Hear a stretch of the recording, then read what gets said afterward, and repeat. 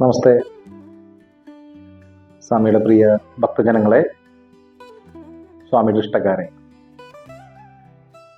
നമ്മളിന്ന് പ്രധാനമായിട്ട് പറയാൻ പോകുന്നത് പ്രണയത്തിനെ പറ്റിയിട്ടാണ്. പ്രണയം ഒരുപാട് ചതിക്കപ്പെടുന്ന ഒരു മേഖലയാണ് ഇപ്പോൾ. ഒരു പ്രണയങ്ങൾക്കും ദീർഘ സമയം കിട്ടുന്നില്ല. അതായത് 1 വർഷം അല്ലെങ്കിൽ 1.5 വർഷം അല്ലെങ്കിൽ 6 മാസം, ആ സമയത്തിനുള്ളിലൊക്കെ പ്രണയങ്ങൾ ബ്രേക്കപ്പ് ആയി പോവാണ്.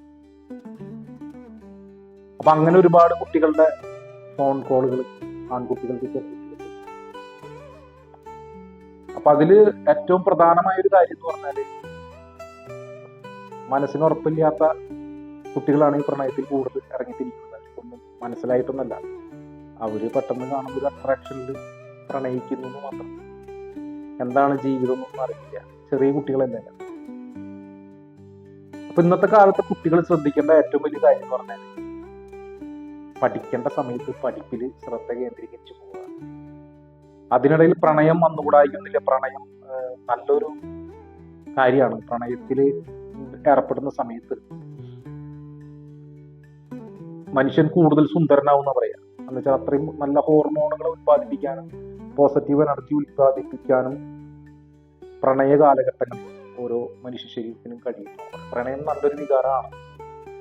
പ്രണയമാണ് മനുഷ്യനെ മുൻപോട്ട് ജീവിപ്പിക്കുന്നത്. അതിപ്പോ പ്രണയം ഒരുപാട് കാര്യങ്ങളോടാവാം. സ്വന്തം പ്രൊഫഷനോടാവാം, എന്തെങ്കിലും വസ്തുക്കളോടാവാം, കാറിനോടാവാം, ബൈക്കിനോടാകാം, അല്ലെ. ഒരു പ്രണയം പല രീതികളിൽ. അതിൽ നമ്മള് സ്ത്രീ പുരുഷ പ്രണയം എന്ന് പറയുമ്പോൾ വളരെയധികം ശ്രദ്ധാപൂർവമാണ് തന്റെ പങ്കാളിയെ തിരഞ്ഞെടുക്കേണ്ടത്. പ്രണയിക്കുന്നതിന് മുൻപായിട്ട് വിവാഹം കഴിക്കാൻ വേണ്ടിയിട്ടാണോ പ്രണയിക്കണം എന്നുള്ളത് തീരുമാനിക്കുകയാണ്. അപ്പൊ അങ്ങനെയുള്ള പ്രണയങ്ങൾ കുറവായിട്ടുള്ള ഒരു കാലഘട്ടമാണ്. വിവാഹത്തിലൊന്നും എത്തിച്ചേരാറില്ല. എല്ലാവരും പ്രണയം തിരിച്ചു പോകുന്നവരാണ്. ഇപ്പൊ ഈ വശ്യം എന്ന് പറയുന്ന പൂജാതി കർമ്മങ്ങൾക്ക് ഒരുപാട് കോൾസും എൻക്വയറീസും വരുന്ന ഒരു കാലമാണ്.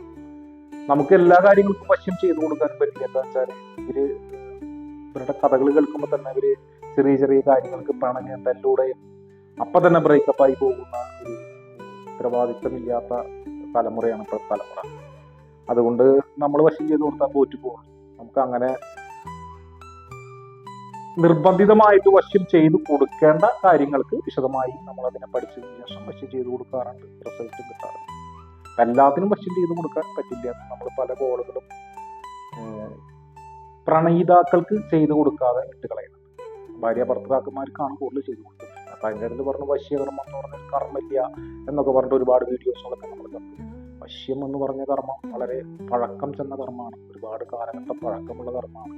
അറിയാവുന്നവർ ചെയ്താൽ ഫലസിദ്ധി കിട്ടുന്നൊരു കാര്യം കൂടിയാണ്. അപ്പൊ അതില് ഫലസിദ്ധി കിട്ടണമെങ്കിൽ നമ്മുടെ കർമ്മത്തിനായിട്ട് നമ്മുടെ അടുത്ത് വരുന്ന ആളും കർമ്മിയും ഉപാസനാമൂർത്തിയും തമ്മിലുള്ള ഒരു കമ്മ്യൂണിക്കേഷൻ ഉണ്ടെങ്കിൽ മാത്രമേ, ഒരു ബന്ധം ഉണ്ടെങ്കിൽ മാത്രമാണ് കർമ്മം ഫലവത്താവുള്ളൂ. കർമ്മിക്ക് എന്തായാലും ഉപാസനാമൂർത്തിയായിട്ട് കണക്ഷൻ ഉണ്ടായിരിക്കും, ബന്ധം ഉണ്ടായിരിക്കും. വരുന്ന ആള് കർമ്മിയുമായി സ്ഥിരമായിട്ടുള്ള ഒരു കോൺവെർസേഷൻ, കാര്യങ്ങളുടെ ഗതികൾ പറഞ്ഞു കൊടുക്കാൻ തയ്യാറായി കഴിഞ്ഞാൽ മാത്രമാണ് കർമ്മം ഫലവത്താവുള്ളൂ. വശ്യകർമ്മങ്ങൾക്ക് വിളിക്കുന്നവര് പൂർണ്ണമായിട്ടും ഈ ജീവിതം കൊണ്ടുപോകണം എന്നുള്ളവർക്ക് മാത്രമാണ് നമ്മൾ പ്രണയിതാക്കൾ ചെയ്തുകൊണ്ട് 100% ഒരു 90% ഇപ്പോൾ പ്രണയിതാക്കൾക്ക് നമ്മൾ പഠിച്ച് മനസ്സിലാക്കുമ്പോൾ ചെയ്തു കൊടുക്കണ്ട എന്നുള്ള തീരുമാനത്തിൽ എത്തിയിട്ട് ചെയ്തു കൊടുക്കാതിരിക്കുന്നുണ്ട്.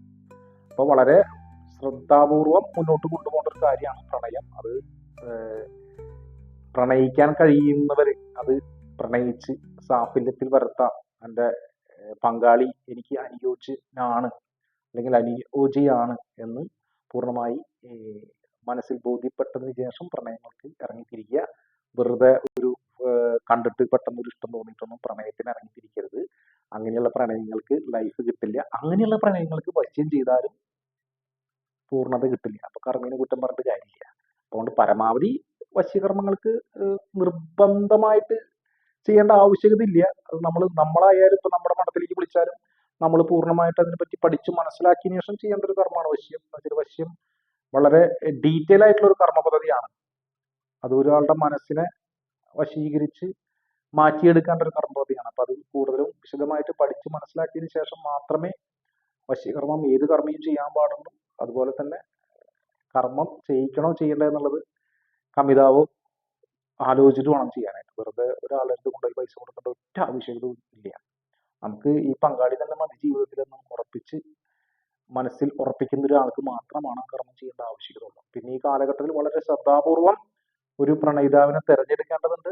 ചതിക്കുഴികൾ ഒരുപാടുണ്ട്. വളരെ ശ്രദ്ധാപൂർവം തെരഞ്ഞെടുത്തതിന് ശേഷം പ്രണയത്തിലൊക്കെ ഏർപ്പെടുക, അല്ലെങ്കിൽ ഒരുപാട് കാര്യങ്ങൾ നഷ്ടമാവും നമുക്ക്. അതുകൊണ്ട് വളരെ ശ്രദ്ധാപൂർവമാണ് പ്രണയ കാര്യങ്ങളിൽ ഏർപ്പെടേണ്ടത്. അപ്പൊ അത് പ്രിയ സഹോദരി സഹോദരങ്ങൾ മനസ്സിലാക്കുന്നത് നല്ലതാണ്. എന്തായാലും ഭഗവാന്റെ അനുഗ്രഹത്തിൽ ആർക്കും ബുദ്ധിമുട്ടുകളും അബദ്ധങ്ങളും ഒന്നും പറ്റാണ്ടിരിക്കട്ടെ. വളരെ ഭംഗിയായിട്ടുള്ളൊരു ജീവിതം എല്ലാവർക്കും ഉണ്ടാവട്ടെ എന്ന് പ്രാർത്ഥിച്ചുകൊണ്ട് നമസ്കാരം.